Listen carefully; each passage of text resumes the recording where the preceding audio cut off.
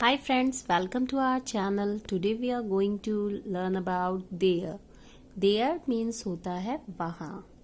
आप सबने सुना होगा ये वर्ड बहुत कॉमन है, यूज लेते हैं हम स्टार्टिंग से. There means होता है वहाँ. There यदि लास्ट में आए या बीच में आए तो उसका मतलब क्या होता है? वहाँ. जैसे कि I will stand there. मैं वहाँ खड़ा होऊंगा. He is going there. वह वहाँ जा रहा है. लेकिन अगर वो देयर आपका स्टार्टिंग में आ रहा है तो उसका मतलब वहाँ नहीं होता, उसका अर्थ वहाँ पे साइलेंट हो जाता है, मतलब कोई मतलब नहीं निकलता. ठीक है, आपको बात समझ में आई? अगर आपका देयर लास्ट में है या मिडिल में है तो उसका मतलब होता है वहाँ. लेकिन अगर आपका देयर स्टार्टिंग में आ रहा है तो ये यहाँ पे साइलेंट है, इसका मतलब वहाँ नहीं होता. यहाँ पे इसका मतलब साइलेंट होता है, कुछ नहीं होता इसका मतलब. जैसे कि there are 15 students in the class.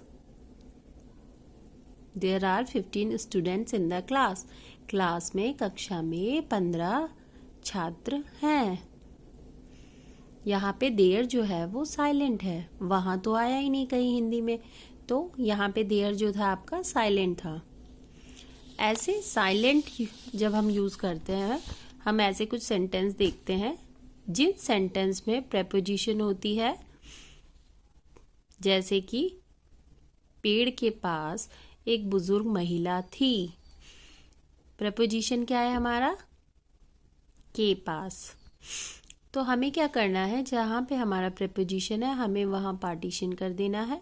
जैसे हमने कर दिया पेड़ के पास, प्रेपोजिशन के बाद में हमने इसको डिवाइड कर दिया, इस सेंटेंस को अलग कर दिया.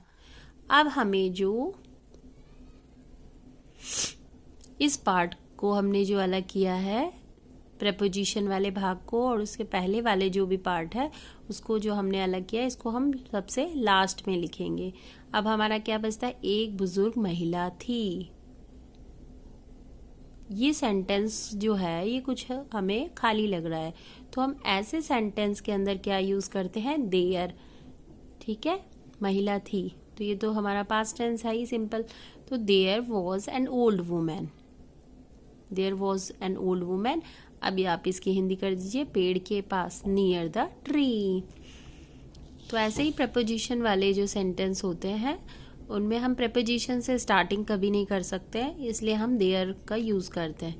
पेड़ पर फल है. पर ये आपका क्या हो गया? प्रेपोजिशन. तो आप यहाँ पे पार्टीशन कर देंगे और इससे पहले वाला जो भी पार्ट है उसको हम सबसे लास्ट में लिखेंगे. अब यहाँ पे क्या है? फल है.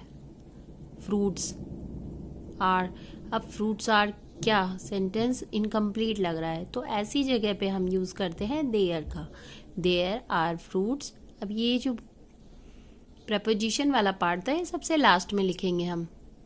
ऑन द ट्री या on trees. There are fruits on trees.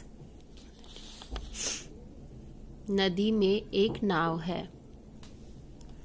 में प्रपोजिशन वाला पार्ट हमारा क्या हो गया? नदी में. तो ये हमें लास्ट में लेना है. एक नाव है. एक नाव है. अब वन बोट. अब वन बोट कुछ अधूरा सा लग रहा है, तो हम यहाँ पे प्रेपोजिशन वाले सेंटेंस है ये, और इसमें हम एक नाव है को हमें पहले लिखना है. तो हम लिखेंगे there is a boat in the river. मकान में एक बिल्ली बैठी है. मकान में प्रेपोजिशन में है और प्रेपोजिशन के साथ वाला क्या है? मकान में. तो ये हमें लास्ट में लिखना है. एक बिल्ली बैठी है. तो हम यहाँ पे हमें कुछ इनकम्प्लीट लग रहा है, तो यहाँ पे हम देयर यूज करेंगे. There is a cat sitting in the house. I hope आपको समझ में आया होगा. हाउस यहाँ लिख देंगे हम. एक बार और हम रिवाइज कर लेते हैं. जब भी आपका देयर लास्ट में आएगा या मिडिल में आएगा तो आपका उसका यहाँ पे मतलब होता है वहाँ. लेकिन यदि वो स्टार्टिंग में आता है इसका मतलब वो वहाँ पे साइलेंट है, उसका वहाँ पे कोई भी अर्थ नहीं निकल रहा, बट वो एक सेंटेंस को अच्छा दिखाने की कोशिश कर रहा है. उससे देखने में सेंटेंस हमें थोड़ा अच्छा लग रहा है, बाकी उसका कोई भी मतलब वहाँ पे नहीं है. जैसे पेड़ के पास एक बुजुर्ग महिला थी। तो प्रेपोजिशन वाले जो सेंटेंस होते हैं, तो प्रेपोजिशन कभी भी हम स्टार्टिंग में नहीं लिखते इंग्लिश में, तो हम उन सेंटेंस में यूज कर लेते हैं देयर को। जैसे कि के पास, तो हमने के पास के साथ जो भी था हमारा उसको हम लास्ट में लिखेंगे, और ये वाली जो सेंटेंस हमारा आधा बचता है इसको हम स्टार्टिंग में लिखते हैं। अब बुजुर्ग महिला, तो हम यहाँ पे देयर का यूज करते। There was an old lady near the tree. पेड़ पर फल हैं, तो पेड़ पर ये आपका लास्ट में आएगा। फल हैं तो फ्रूट्स आर बहुत इनकम्प्लीट लग रहा है, तो there are fruits on the trees. On the trees कर लेंगे हम। नदी में एक नाव है, देयर इज अ बोट, ये पहले आएगा, और जो प्रेपोजिशन के साथ में है वो लास्ट में आएगा। There is a boat in the river. मकान में एक बिल्ली बैठी है, there is a cat sitting in the house. I hope आपको देयर का यूज समझ में आया होगा। Thanks for watching. If you like it, subscribe our channel. Okay, bye bye.